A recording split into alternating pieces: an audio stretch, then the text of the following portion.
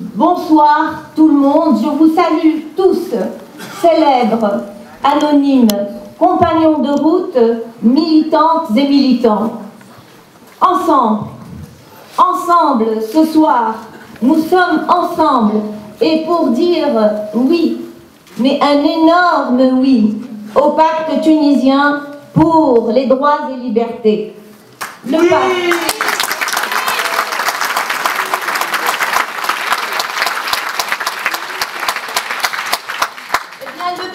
Cette initiative formidable qui a été lancée par l'Institut arabe des droits de l'homme, ici représenté par notre ami Bassem Belhassan, ici présent.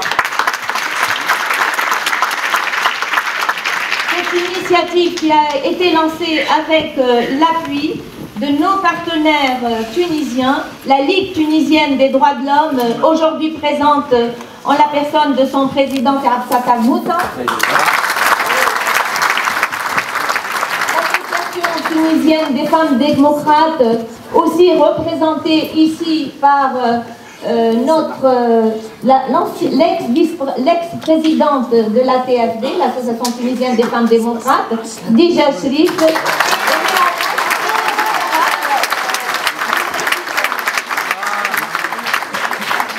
Amnesty Tunisie, ici représentée par Tondes Garbouj.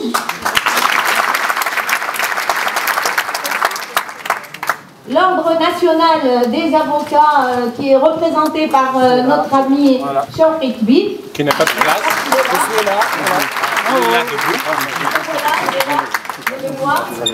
Et enfin, l'extraordinaire centrale syndicale, l'Union générale des travailleurs tunisiens.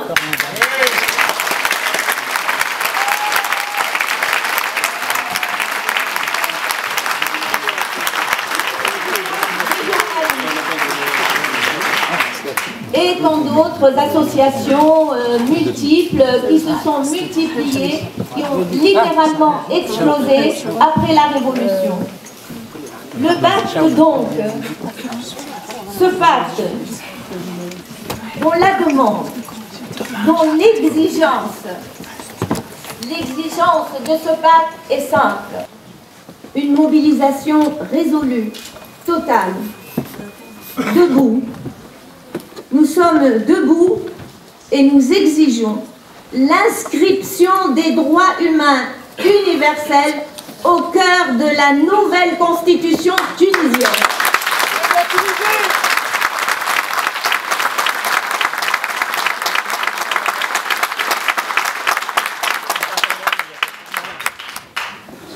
Les droits humains universels, ce ne sont pas des principes creux. Ce ne sont pas des normes imposées par de soi-disant forces extérieures, plus ou moins occultes, plus ou moins néocoloniales.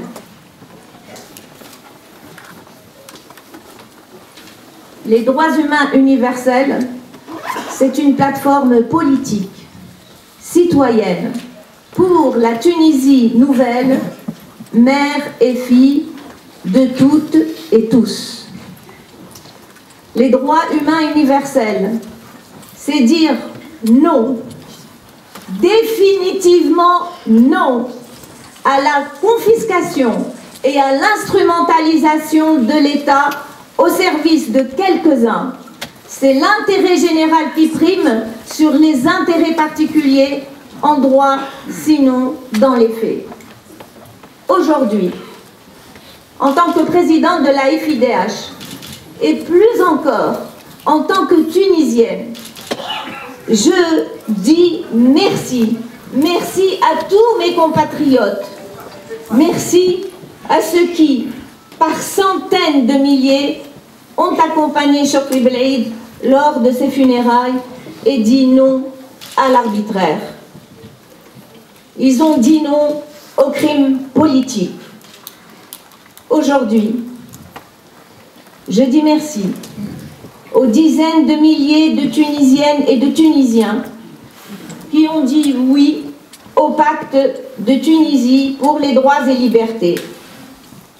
Je dis également bravo à ces initiateurs, d'avoir suscité la signature du pacte par plus de 100 000 Tunisiens, aussi diverses que les membres de l'Assemblée nationale constituante, des partis politiques, jusqu'à des sections locales de Narva qui ont décidé de signer à titre individuel, faute pour leur parti de s'y rallier, mais aussi des artistes, des équipes de foot, des classes de lycée.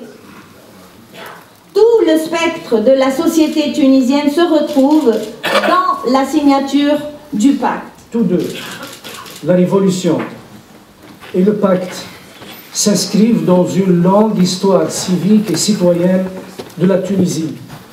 Ce pays a connu des réformateurs qui ont rêvé dès le 19e siècle de la monarchie régie par la loi.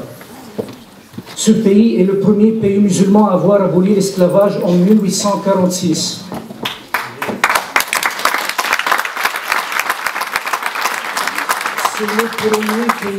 C'est le premier pays arabe ayant eu une centrale syndicale, un code du statut personnel reconnaissant la dignité des femmes et une ligue des droits de l'homme.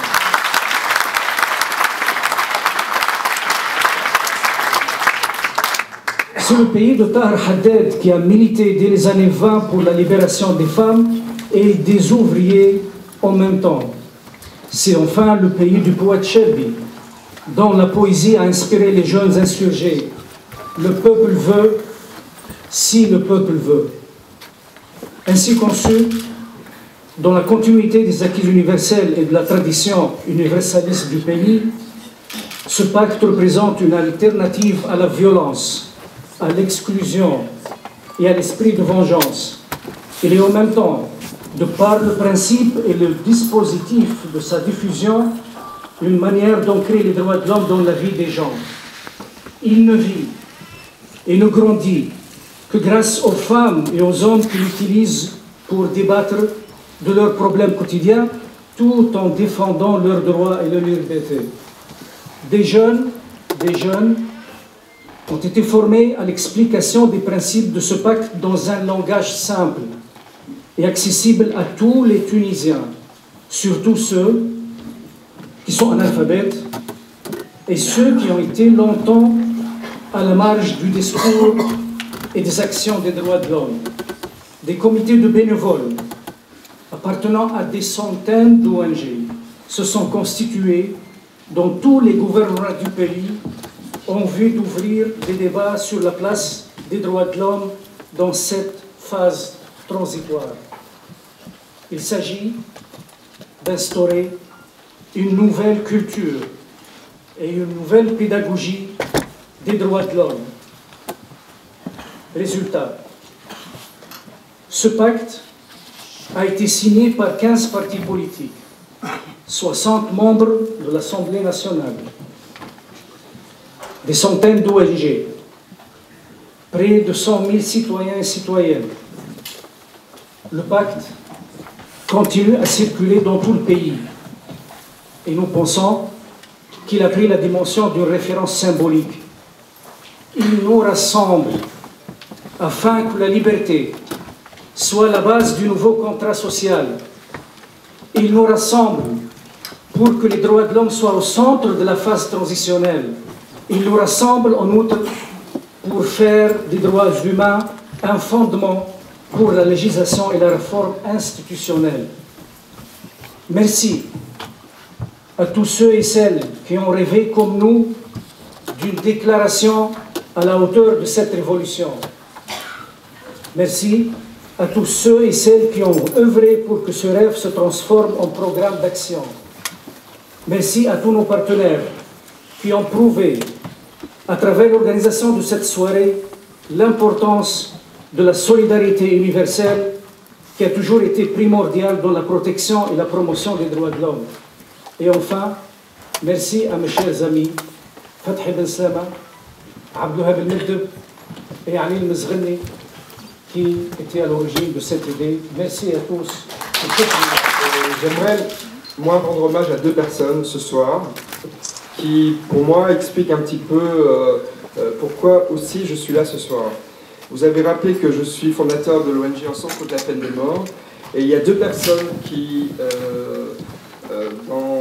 depuis les années 2000, m'ont accompagné dans ce combat. Il y avait Antoine Bernard de la FIDH, il y avait beaucoup d'autres personnes, mais il y avait deux personnes plus particulièrement, et qui malheureusement ne sont pas là ce soir. Il y en a une qui s'appelle Ahmed Othmani, à qui j'aimerais rendre hommage.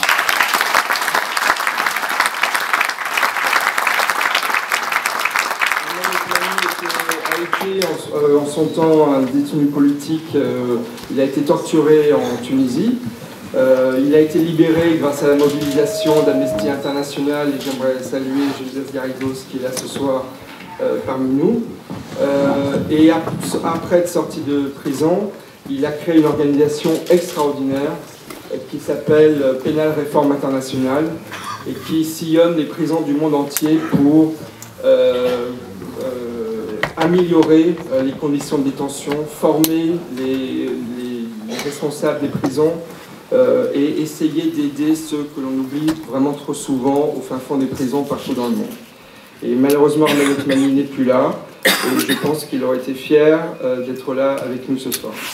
Et puis il y a quelqu'un d'autre qui n'est pas connu comme Armène, mais à qui je veux rendre hommage, parce qu'elle m'a aussi beaucoup accompagné, et certains dans la salle ne savent pas qu'elle n'est plus là ce soir, je m'en excuse auprès d'eux, parce que je n'ai pas eu le temps de leur dire, mais c'est quelqu'un avec qui j'ai beaucoup travaillé sur un ouvrage qui s'appelle L'anthologie de l'abolition de la peine de mort, qui a été préfacé par Robert Badinter.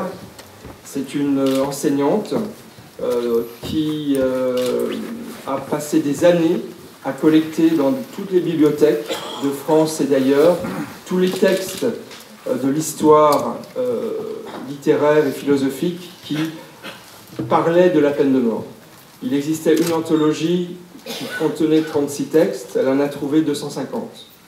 On a publié le tome 1 que M. Badinter nous a fait l'honneur de préfacer, et malheureusement Ahmed Cazot nous a quittés il y a 2 jours. Et je voulais absolument lui rendre hommage parce que les tomes 2 et 3 se feront sans sa présence, mais elle a déjà réuni les textes et je tenais absolument à citer son nom ce soir.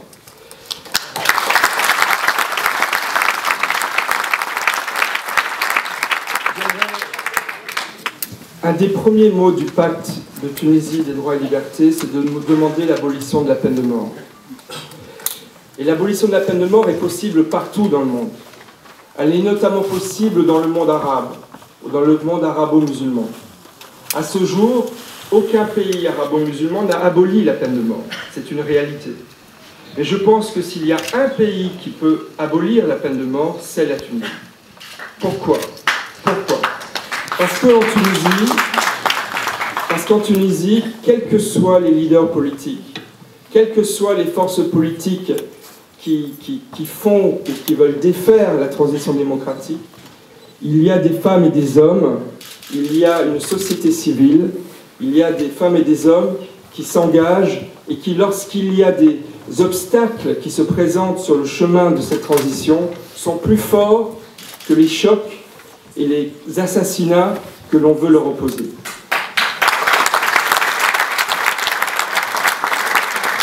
Qui sait dans cette salle, par exemple, que depuis l'assassinat de Chokri Belaïd, malgré les tensions dont on parle tous les jours, les travaux de la constituante tunisienne ont repris.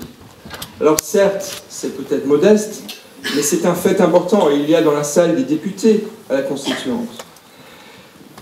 Moi, je crois en la Tunisie, et je crois surtout en la transition démocratique en Tunisie.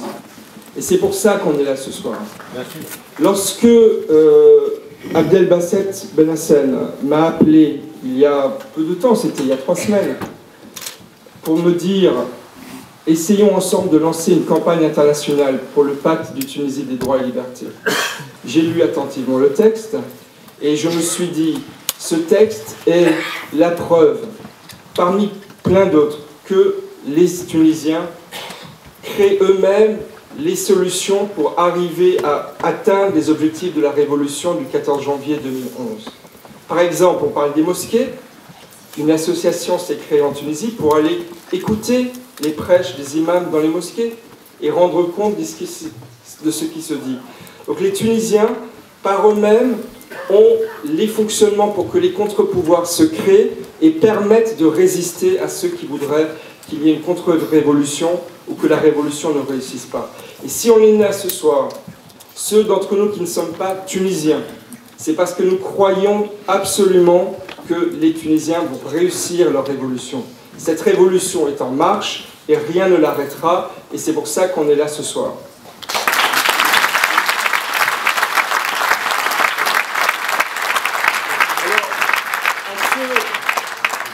À celles et ceux, nous sommes ici à Paris, nous sommes en France, qui est le premier partenaire de la Tunisie sur tous les plans, sur le plan culturel, sur le plan économique, sur le plan de l'histoire, sur le plan de la langue. La Tunisie, c'est une partie de nous-mêmes et la France, c'est une partie de la Tunisie. Et ça, c'est une réalité et personne ne peut le nier. Rien qu'en Île-de-France, il y a 300 000 Tunisiens. 300 000 Tunisiens. Et donc, ou de Français d'origine tunisienne. Et donc, nous sommes parfaitement légitimes à être là ce soir. Et nous le sommes d'autant plus que cette soirée a été prise à l'initiative de nos amis tunisiens, de l'Institut arabe des droits de l'homme et de ses partenaires. Ce soir est le résultat d'une initiative de nos amis tunisiens, et c'est ensemble que nous avons conçu et organisé cette soirée. La dernière chose que je voudrais dire, c'est qu'en fait, en lisant le pacte, et après je dirai quelques mots sur le journal Opinion Internationale si vous me le permettez, lorsque j'ai lu le pacte, je me suis dit, le pacte de Tunisie des droits et libertés, c'est la nouvelle déclaration universelle des droits de l'homme.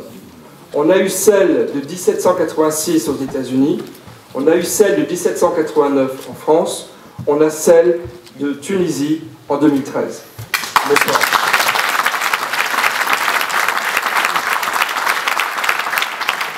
Alors j'aimerais quand même dire une chose, je n'ai pas parlé d'Opinion Internationale. Opinion Internationale, c'est un journal que j'ai créé en septembre dernier, qui est le magazine d'information sur l'actualité des droits humains et des talents citoyens dans le monde. Les droits humains et les femmes et les hommes qui font les droits humains en créant de la citoyenneté, que ce soit dans le combat pour les valeurs, que ce soit au niveau politique, que ce soit au niveau économique. Créer une entreprise, c'est tout aussi important que de défendre des idées. Donc toutes les femmes et les hommes créateurs de citoyenneté contribuent à l'édification d'une société respectueuse des droits humains. C'est ça le projet d'Opinion Internationale. Et j'aimerais remercier ici Sarah Anouar, qui est quelque part dans la salle, qui est une journaliste qui a le courage, et vraiment le courage, de partir à Tunis en décembre pour préparer l'édition à partir de janvier, depuis le 8 janvier. Chaque jour, sur le site opinion-international.com, vous avez un article, des articles sur l'actualité de la transition démocratique en Tunisie. Et malheureusement, nous sommes le seul journal français qui le fait, puisque tous les autres en parlent épisodiquement lorsque l'actualité est brûlante. Après, et la base de ce travail, c'est avant tout l'information, parce que l'information rigoureuse, l'information internationale, c'est aussi un des piliers de la démocratie et de la démocratie naissante en Tunisie. Voilà, j'étais trop long. Moi, j'aimerais remercier personnellement Abdelbasset Benassel de nous avoir fait confiance, et également, bien entendu, Souher Benassel, et vous dire que lorsque vous rentrerez chez vous ce soir, vous n'avez qu'une seule chose à faire, c'est signer sur le site opinion-international.com l'appel « Je vote pour une Tunisie des libertés » qui soutient le pacte des Tunisies des droits et libertés. L'objectif, c'est que les Tunisiens le signent, les Tunisiens de France le signent, mais aussi les Français et les Européens. Et insiste sur le caractère civil de l'État comme garantie des libertés et des droits fondamentaux. Cela veut dire également que l'État doit rester neutre sur le plan de la religion. Et donc, l'idée d'un État civil exclut l'idée d'une religion d'État. Et je pense que cela est également clair dans le pacte pour lequel nous commençons cette campagne internationale. Ça, c'est le premier critère, le caractère civil de l'État. Il existe un deuxième critère fondamental également, c'est précisément l'universalité des droits de l'homme. Autrement dit, défendre les droits de l'homme, ce n'est pas défendre une conception particulière des droits de l'homme, mais une conception de l'humanité, une conception de l'humain, si j'ose m'exprimer ainsi. Autrement dit, et ça, je crois que c'est un aspect qu'il faut reconnaître à la révolution tunisienne, cette révolution a mis fin à une légende selon laquelle la démocratie est un article d'importation occidentale.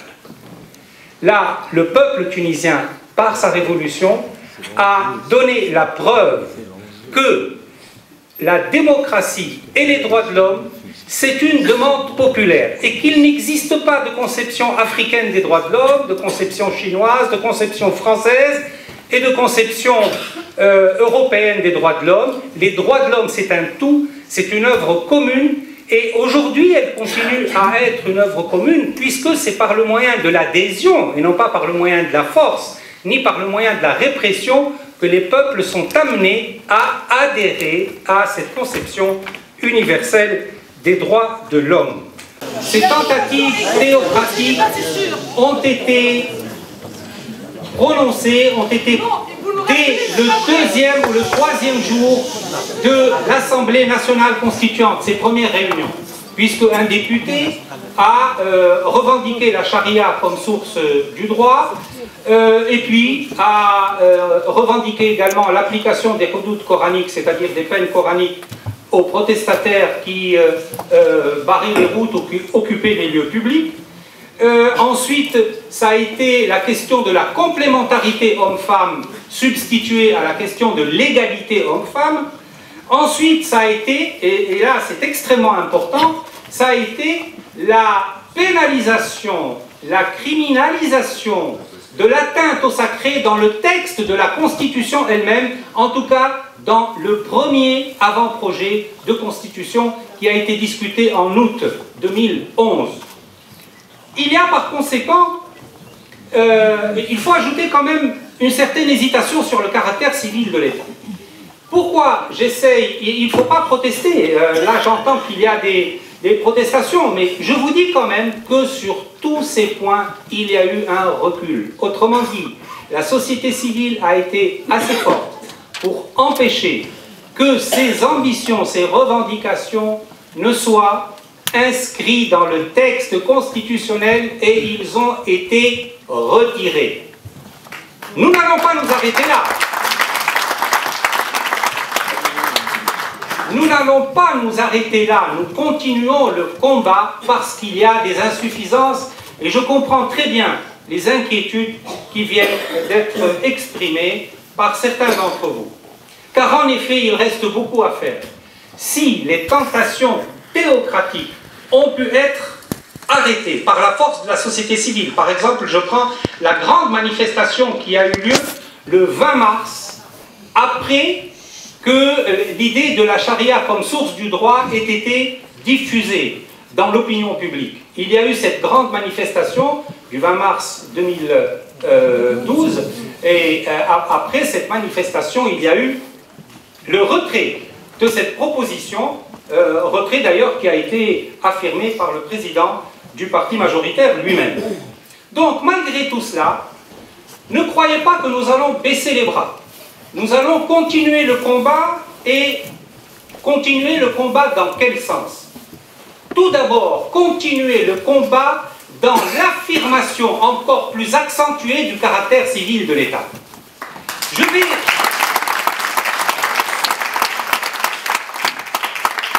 Le caractère civil de l'État qui a été malheureusement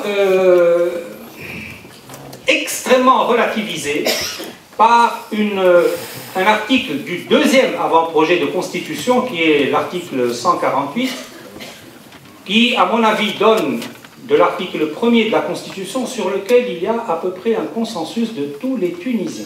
L'article 1er en tant que tel, qui dit « La Tunisie est un État libre, souverain, indépendant, sa religion est l'islam, sa langue est l'arabe, son régime la République ». Ça, c'est une description effectivement, la religion majoritaire de la Tunisie est l'islam. Il ne peut pas y avoir d'implication directement juridique à partir de l'article 1er.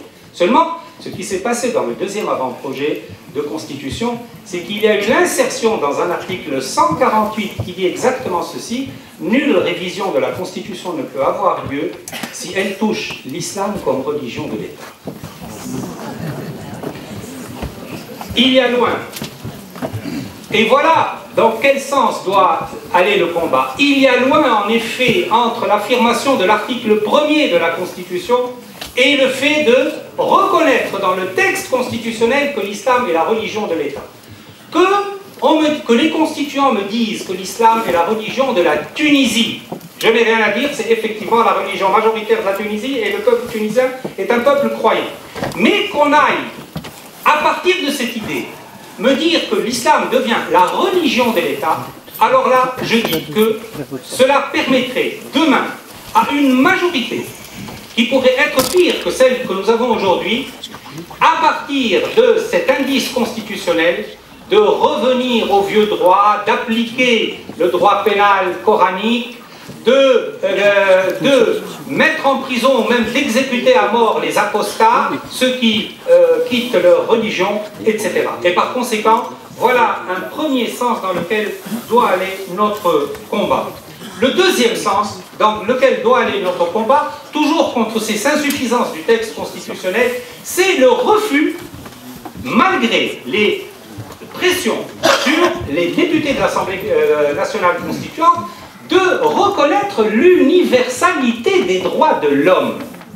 Et, dans le même sillage, de faire une référence à cet immense texte qui est la Déclaration universelle des droits de l'homme. Jusque-là, il y a eu un refus, et donc j'appelle tous les amis de la liberté, tous les amis des droits de l'homme, qu'ils soient tunisiens ou amis des Tunisiens, de insister pour que cette universalité des droits de l'homme soit consacrée dans le texte de notre Constitution. Le paradoxe, c'est que cette Constitution, qui devait venir couronner une révolution, donc améliorer notre situation constitutionnelle antérieure, celle de 1959, eh bien la voici qui recule par rapport à la Constitution de 59, puisque la Constitution de 59, dans son article 5, reconnaît l'universalité des droits de l'homme, alors que l'actuelle Constitution qu'on nous prépare ne le reconnaît pas et refuse même de le reconnaître. J'appelle cela un recul et non pas une révolution. La troisième...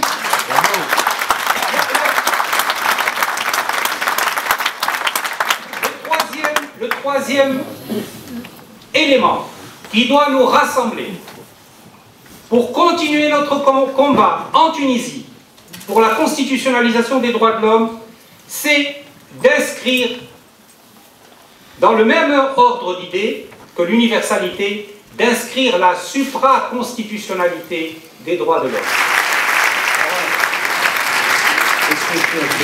J'ai obtenu permission de sortir de l'uniforme d'Elisabeth, étant décidé que tout de même je rentrerai tôt. Alors, pour des raisons qui tiennent au mystère de l'organisation, mais ça n'est pas seulement réservé à ces soirées tunisiennes, je devais ouvrir, je termine. Je devais servir d'introduction, je sers de conclusion. Alors, il n'empêche que l'engagement que j'avais pris, c'était de ne pas dépasser quelques minutes. Et cet engagement, je le tiendrai. Parce que le doyen a tout dit, vous savez, de ce que j'aurais pu dire moi-même, et il l'a dit mieux, avec plus de précision que je n'aurais pu le faire. Mais ce que je veux marquer, et la seule raison d'être pour moi, de me trouver ici ce soir parmi vous, et beaucoup comme moi, je vois quelques amis et anciens collègues du Sénat, c'est de témoigner de notre solidarité avec le peuple tunisien.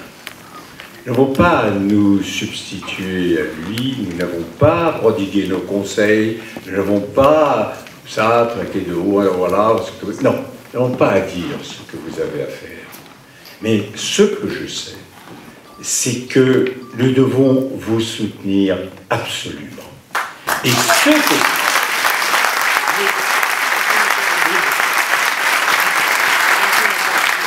voulais vous dire, mais profondément, de tout mon cœur, je suis maintenant une vieille moustache, on parle volontiers d'éléphants au PS, moi j'appartiens déjà à la catégorie des mammouths. Alors, simplement, ce qui se déroule en Tunisie est évidemment vital pour l'avenir des Tunisiens eux-mêmes. Mais l'enjeu dépasse les frontières de la Tunisie. C'est véritablement un moment historique. Parce que ce qu'a porté comme espérance le peuple tunisien, c'est le peuple tunisien qui s'est soulevé, on l'a baptisé, un printemps, ça je dis printemps. Moi je dis que quand un peuple se soulève et qu'il renverse une dictature, ça s'appelle une révolution. Eh bien, témoignage et gloire soient rendus au peuple tunisien d'avoir fait cette révolution. Parce qu'elle est, comme je le disais, porteuse d'espérance bien au-delà des frontières de la Tunisie. Et qu'en effet, il peut y avoir et triomphe des droits de l'homme, et affermissement des libertés fondamentales, et véritable démocratie dans un pays arabo-musulman, ou bien ce sera l'échec et les forces des ténèbres qui l'emporteront, et tous les ennemis de l'universalité des droits de l'homme pourraient dire, vous voyez bien, on vous l'avait dit, regardez ce qui est advenu. C'est ça, au-delà de l'enjeu déjà considérable, du bonheur, le terme est convenable pour chacun d'entre vous, nos amis tunisiens, c'est ça l'enjeu historique dont, à cet instant, comme dès le départ, le peuple tunisien est le porteur et le champion.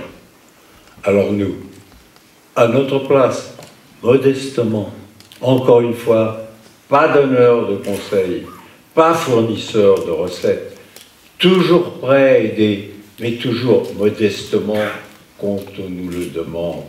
C'est à cet instant-là que je rappelle ces enjeux, mais essentiels, qui s'appellent l'égalité réelle, profonde, entre les femmes et les hommes, qui me paraît être le premier enjeu de notre grande révolution. Le doyen, le deuxième, qui est la liberté de pensée, d'expression et de conviction, sans lequel nous ne pouvons pas être des femmes et des hommes libres. Il n'y a pas de territoire sacré au regard de la liberté d'expression et de conviction. Il n'y a pas de zone interdite à la pensée. Il n'y a pas de domaine réservé à certains parce qu'ils revendiquent une identité religieuse que nous respectons, mais que nous ne devons que respecter.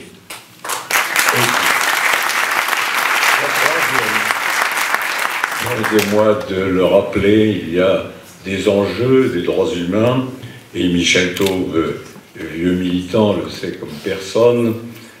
Il y a aussi la question de ce respect du droit à la vie, le premier des droits de l'homme, sans lequel les autres ne peuvent prendre toutes leurs dimensions. C'est ce que depuis des décennies, nous ne cessons de répéter, nous les abolitionnistes. Et pour moi, je suis rendu en Tunisie, j'y retournerai, pour moi, la révolution tunisienne n'aura pris tout son sens après ce que j'ai évoqué il y a un instant, mais je pourrais formuler d'autres exigences aussi, que quand la Tunisie aura aboli en droit la peine de mort. Nous en débattions avec le doyen, je lui disais, mais au fond, combien avons-nous de sociétés démocratiques musulmanes? Et la réponse a été, oui, il y en a une, l'Indonésie. La Malaisie. Voilà. j'ai dit bien, je prends acte, je confesse qu'à cet instant, comme ça lui est déjà arrivé, il a pu me coller, mais j'accepte volontiers cette carence pour dire que là, nous sommes loin des bords de la Méditerranée qui nous est si chère.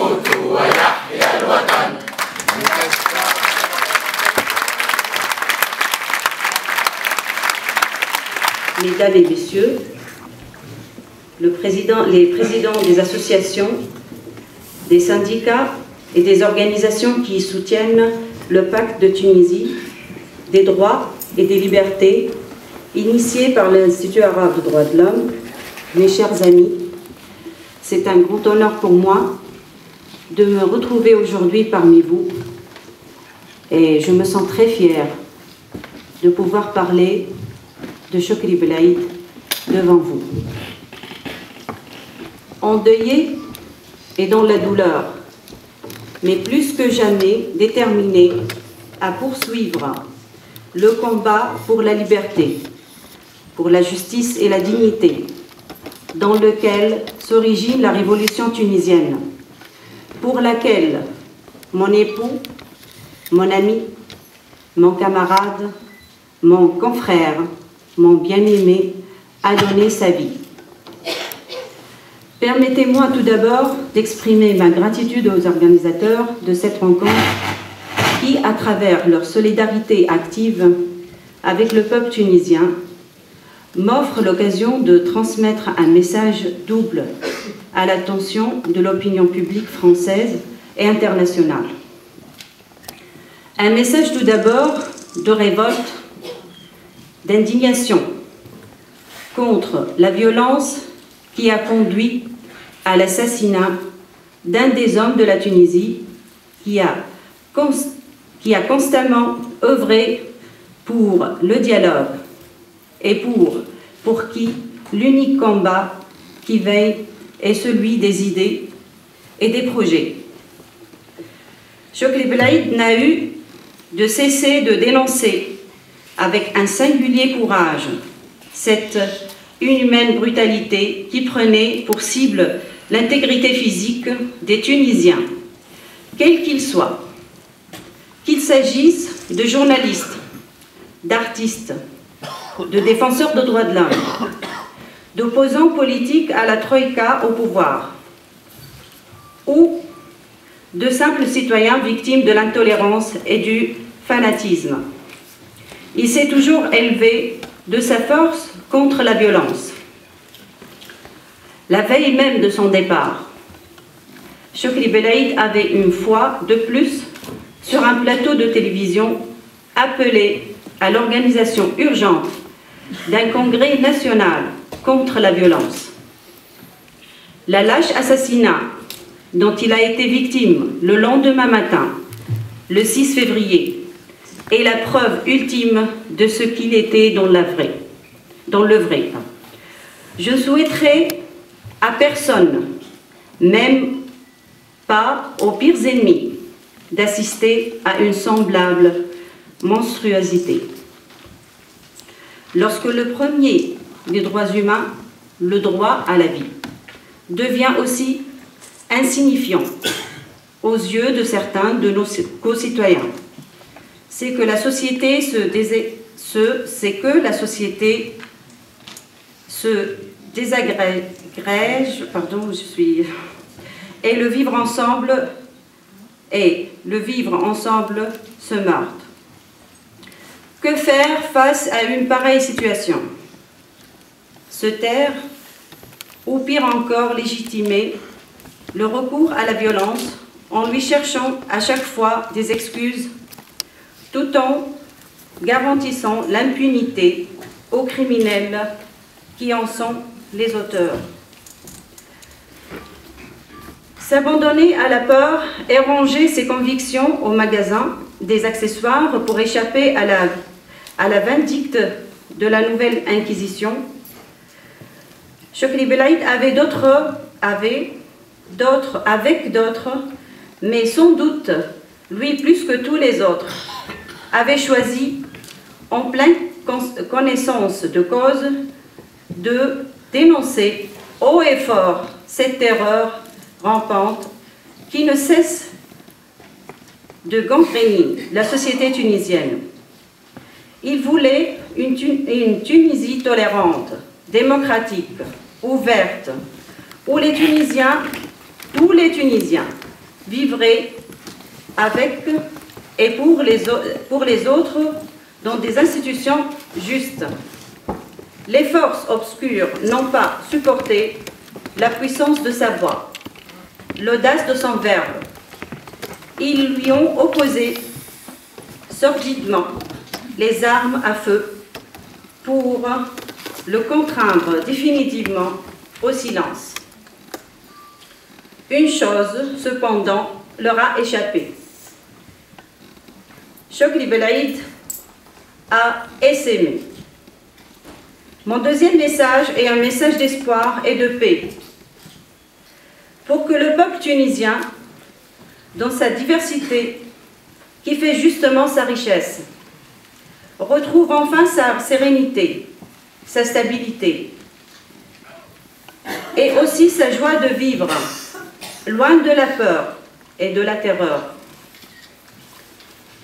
Je demeure convaincue que la majorité écrasante de mes concitoyens ne sont nullement violents, assassins ou intolérants. Bien au contraire, ce n'est pas un cliché, mais c'est une réalité palpable et vérifiable à travers toute notre histoire. Chokri Belaïd était toujours à rappeler la sagesse et la bonté du grand peuple tunisien. Il avait confiance en son peuple, et celui-ci le lui a bien rendu le jour inoubliable de son enterrement, qui a vu 1,5 million de Tunisiens, toutes les couches sociales et tranches d'âge confondues, faire preuve dans la dignité d'une extraordinaire union. Le vandalisme perpétré par les habituels fauteurs de violence au cours des obsèques qui, soit dit en passant, disparaissent comme un échantillon au cours des manifestations qui soutiennent le régime, tout comme la destruction sauvage du mémorial érigé par les artistes tunisiens à la mémoire de Chokri Belaïd, ou encore la base manœuvre politicienne fomentée par le pouvoir pour absorber la colère et l'indignation légitime des masses, non pas et ne réussiront jamais à détourner durablement l'attention des Tunisiens des vrais enjeux de la révolution, à savoir la liberté, la justice et la dignité. Chokri Belaïd s'est donné corps et âme pour la réalisation de ces nobles objectifs. La traîtrise et la lâcheté nous l'ont enlevé. Et pourtant, il continuera, à travers Neyrouz, à me tenir tendrement la main sur le long chemin de la liberté. Je finirai ce petit mot par faire appel avec mes amis et mes camarades à signer ce pacte pour la Tunisie, pour la liberté, pour moi-même, pour mes 2 filles, pour les enfants de la Tunisie, pour l'avenir de la Tunisie, pour une Tunisie libre et démocratique. J'insiste et j'appelle tout le monde à signer ce pacte. Et merci.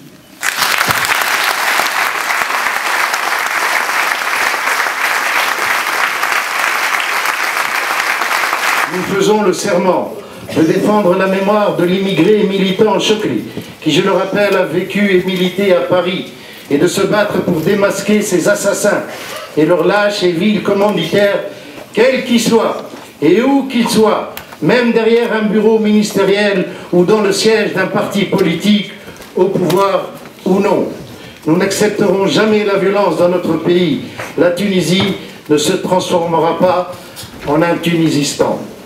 Nous sommes présents comme nous l'avons toujours été pour protéger nos libertés, celles de notre peuple tunisien dont nous sommes une partie indissoluble.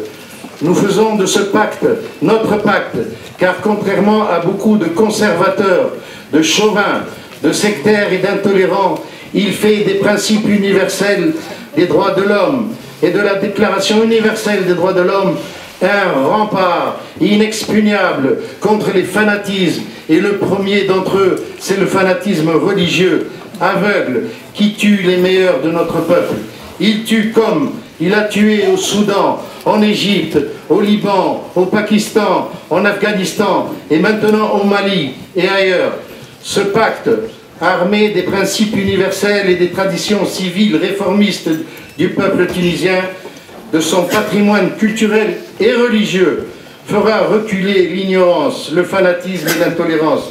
Oui, nos armes ne sont pas les leurs, nos armes sont pacifiques, ce sont nos crayons, nos feuilles, nos textes, nos dessins et nos chansons. Nous profitons de ce rassemblement pour les droits et les libertés, pour encore une fois lancer un appel, pour prolonger cette soirée, pour ne pas se contenter des occasions. Oui, nous devons créer un front associatif entre les 2 rives de notre Méditerranée, un front durable, démocratique, pour canaliser toutes les forces, toutes les énergies, toutes les idées et tous les espoirs, pour balayer la route aux ennemis. Et maintenant, on doit dire aux assassins de la démocratie et de la liberté, et pour préparer ensemble les échéances de notre jeune révolution démocratique et nationale. La victoire des libertés et de la démocratie ne s'improvisera pas. Elle sera le fruit de notre union et de notre action commune. Militantes et militants démocrates de l'immigration et de la Tunisie, unissons-nous pour nous faire entendre, car nos gouvernants sont sourds, ils n'écoutent pas nos cris, notre colère et nos revendications. Soyons forts, unis dans notre diversité, groupons-nous, et demain, la démocratie sera le genre humain. Gloire aux martyrs de la Révolution, gloire à Chokri Belaïd, martyr de la Révolution, du progrès et de la démocratie. Vive la démocratie et abat le fascisme. Vive la lutte démocratique de l'immigration. La révolution continue. Je vais lire quand même la traduction du poème parce que c'est un très très beau poème sur l'existence et la vie. Et nous parlons aujourd'hui de l'existence. La liberté fait partie de l'existence. Passe-moi la flûte et chante. Le secret de l'existence est dans le chant. Et après la fin demeurera la complainte de la flûte. As-tu déserté les palais pour habiter les bois, suivi les ruisseaux pour escalader les massifs? T'es-tu aspergé de senteurs et séché de lumière, et bu l'aube comme vin dans des verres d'éther? T'es-tu installé le soir parmi les vignobles, les grappes suspendues comme des lustres en or? La nuit, as-tu pris l'herbe pour lit et l'espace pour couverture? Passe-moi la flûte et chante, et oublie le mal et le remède. Les gens ne sont que des lignes écrites, mais leur encre n'est que d'eau.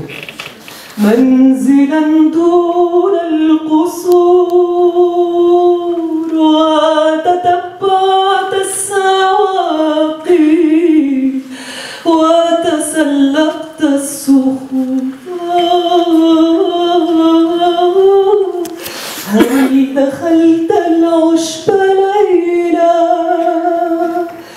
وتلحفت الفضاء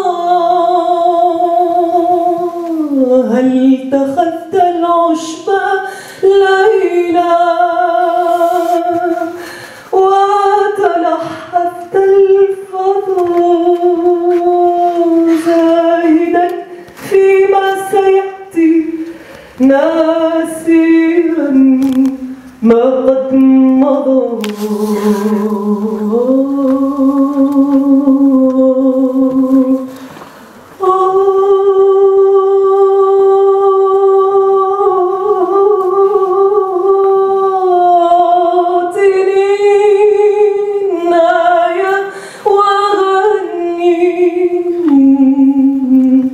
وانسدى ودواتي إنما الناس سطور كتبت لكن بما أعطني النايا وغني وانسدى ودواتي إنما الناس سطور كتبت لكن بما أعطينا انسداء ودواء إنما الناس سطور كتبت لكن بما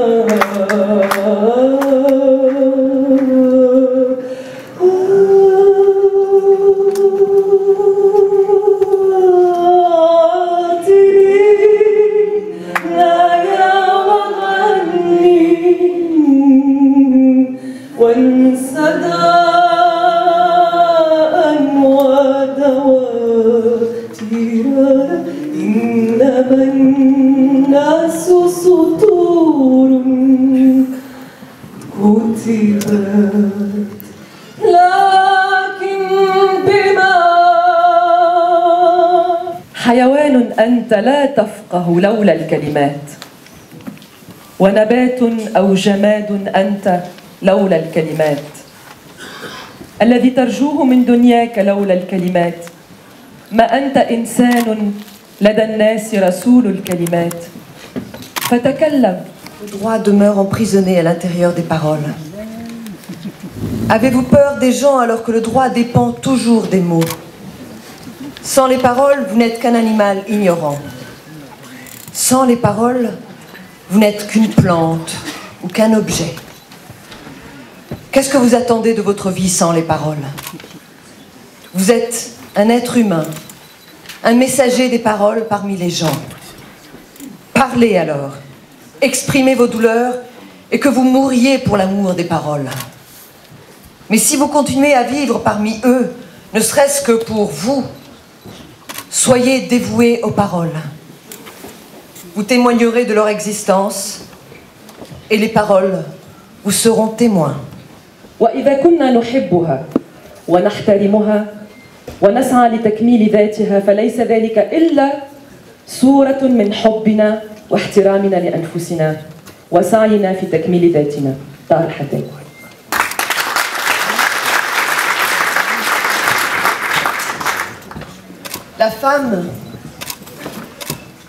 La femme représente la moitié de la nation en nombre, en qualité et en tant que force de la production dans toutes ses formes. Si on méprise la femme et on ne se soucie pas de la situation honteuse et de la décadence dans laquelle cette créature mène sa vie, ce sera à l'image du regard de mépris envers nous-mêmes et qui signifie que nous sommes satisfaits de la situation honteuse et de la décadence dans laquelle nous vivons. Mais si nous éprouvons un sentiment d'amour envers la femme, si nous la respectons et si nous cherchons d'être en complémentarité avec son entité, et ce sera à l'image de notre amour, de notre respect vis-à-vis de nous-mêmes et notre quête en vue de compléter nos entités.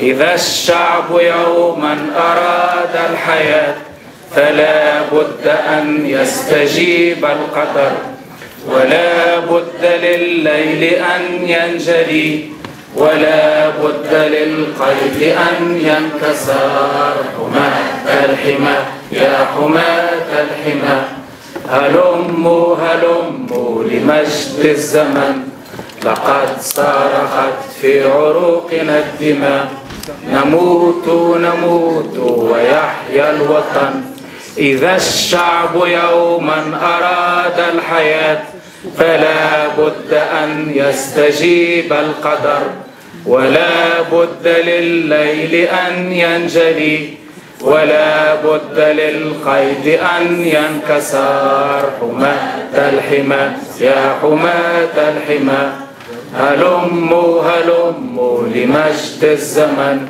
لقد صرخت في عروقنا الدماء نموت نموت ويحيا الوطن فلا عاش في تونس من خانها ولا عاش من ليس من جندها نموت ونحيا على عهدها حياة الكرام وموت العظام حماة الحمى يا حماة الحمى هلموا هلموا لمجد الزمن لقد صرخت في عروقنا الدماء نموت نموت ويحيا الوطن. Merci, c'est tout. Je dis juste qu'à contre-temps de la dépression nationale, à contre-temps de cette portion de la population ayant égaré sa poésie, donc sa légitimité à nos yeux, nous sommes là, les acteurs culturels, animant par nos projecteurs, par nos spectacles, par nos rêves, la grisaille de la Tunisie. Nous, les gens des arts et de la culture, restons debout, en vigilance citoyenne, mais gardant indemne notre insolence. Nous restons donc ainsi en harmonie avec nous-mêmes, refusant de porter cette gueule d'atmosphère qui règne dans ce pays. L'assassinat du dirigeant politique d'opposition, Chokri Belaïd, le 6 février à Tunis, a choqué le peuple de la révolution tunisienne, celui-là même qui avait fait chuter le régime de Ben Ali le 14 janvier 2011. Aujourd'hui, face à l'enlisement de la transition démocratique et à la violence politique, la société civile et les démocrates tunisiens sont plus que jamais mobilisés pour faire triompher les valeurs de liberté et de dignité de leur révolution. Ces valeurs sont puisées au plus profond de l'histoire, des traditions et de la modernité de la Tunisie. Le sort de la révolution tunisienne est lié à celui du monde arabe et à l'ensemble de la communauté internationale. En ce sens, nous sommes tous des Tunisiens démocrates et nous votons pour la Tunisie des libertés. Nous votons pour une constitution qui affirme sans réserve l'universalité des droits de l'homme. Nous soutenons l'initiative lancée par l'Institut arabe des droits de l'homme avec de nombreuses organisations, le pacte de Tunisie des droits et libertés, déjà signé par la plupart des partis politiques, des acteurs de la société civile en Tunisie et des milliers de citoyennes et citoyens. Le pacte tunisien demande que l'universalité des droits de l'homme soit clairement inscrite dans le préambule de la future constitution tunisienne, qui doit poser les bases d'une véritable démocratie.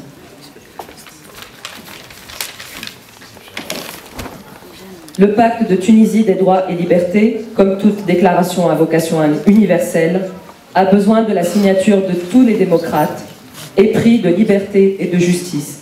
C'est pourquoi, comme ami de la Tunisie, de sa révolution démocratique et de ses valeurs universelles, je signe pour la Tunisie des libertés et je soutiens le pacte de Tunisie des droits et libertés. Signez l'appel. Merci.